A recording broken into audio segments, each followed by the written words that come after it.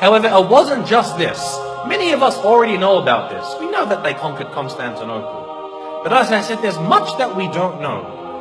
For example, many of us aren't aware of the time that Muhammad al-Fatih, rahimahullah, fought against Dracula. You've heard of Dracula before? When I say Dracula, you're probably thinking of a vampire. You're saying, yeah, Musa. You're telling me that Muhammad al-Fatih fought a vampire? What's next? He fought Superman? No. Dracula was a real man. There was a real man named Dracula, and he ruled over the southern part of the country of what we call today Romania. Now, Muhammad al-Fatih, rahimahullah, as he began to advance into Eastern Europe, for example, Bosnia, Serbia, Hungary, all of these lands, the people of Wallachia, of southern Romania, they wanted to fight against the Ottomans. However, they were very weak, and so they had to make a peace deal with him. So as part of this peace deal, Muhammad al-Fatih, rahimahullah, he said to the ruler, he said, you have to send me 2 of your sons, and we will send them to Istanbul to be educated. So he sent his 2 sons. One was named Vlad, and one was named Radu.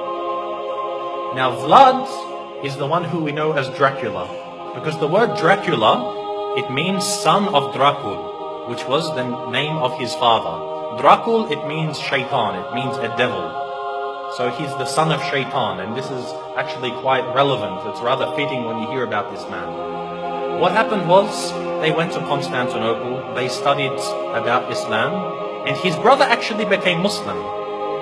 So the brother of Dracula, Radu, became a Muslim. He memorized the Quran, he studied so much, and even Dracula studied the Quran even though he wasn't a Muslim. He spoke Arabic, he spoke Persian, he spoke Turkish, and of course Romanian and other languages.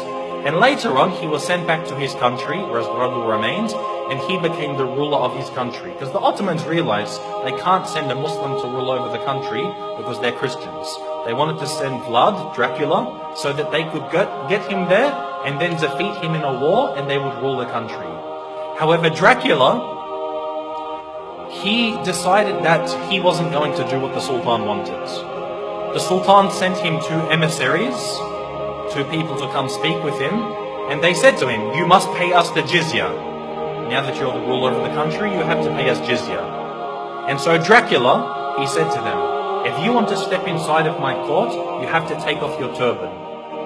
And so they said, no, we won't remove it for you. We're not going to remove it for a kafir. So he said, take it off.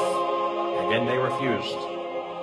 So he commanded, he told someone to come with some very big nails and hammers, and he said, if they refuse to remove it for me, then they will never remove it again.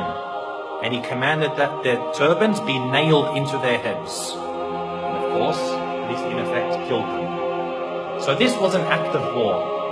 Dracula had decided that he wanted to go to war with the Islamic State. And so Muhammad al-Fatih, rahimahullah, he sent a massive army to go fight against them. But Dracula, because of his tactics and the fact that he knew the Ottomans very well, he was able to defeat them on some occasions. Now what he did is what really makes him stand out as being an absolute devil. Dracula, what he did is when they would kill a person, or sometimes they wouldn't even kill them, they would capture them, he did something which is called impaling. Now if you haven't heard of impaling, it's a pretty gruesome thing to start to describe. What they would do is they would get a very, very big stick. They'd make it sharp at one end, they would insert it through your backsides, pass it through your body until it comes out of your mouth.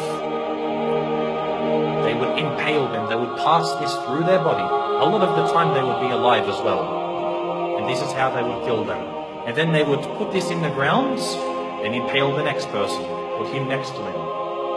And the Ottoman army, when they went to go check on their troops, they found that on one of the very long roads leading to the capital of this area, they found 20,000 Muslims impaled along the sides of this road. Imagine this. And we suffer today. No doubt we suffer as Muslims today. But things like this, you can't really compare. 20,000 of them impaled. You can imagine how Muhammad al-Fatih, rahimahullah, he feels, to see even one Muslim killed is too much. But to mutilate their bodies after this was something which was, beyond what was acceptable. And so he decided to send Radu, who was the brother of Dracula. He sent him to go fight against his own brother. And eventually Radu, rahimahullah, he was able to actually eventually catch up with his brother. This is after he commits so many more atrocities. Even the Christians, they started to back off from him. Because what happened was he, being Romanian, he was Orthodox, he wasn't Catholic. But he actually said to the Pope, he said, if you give me some more troops, I'll become a Catholic for you. Anything you want, I'll change my religion for you. He couldn't care. He wasn't a man of true belief. He was only a man of pragmatism on the battlefield. And so even the Christians started to distance themselves from him. However, the Muslims, they caught up with him and they faced him in battle. And it's unclear if the Muslims killed him or if his own people turned upon him and killed him. But either way, Dracula was killed. And the Ottomans, the Muslim army, defeated Dracula. And so what they did was they removed his heads and they took it to the city of Istanbul and they put it on a very, very large stick. They impaled his head and put it at the gates of Constantinople, where it stood for about 2-3 months, to say, if you want to be like this man, wage war against us.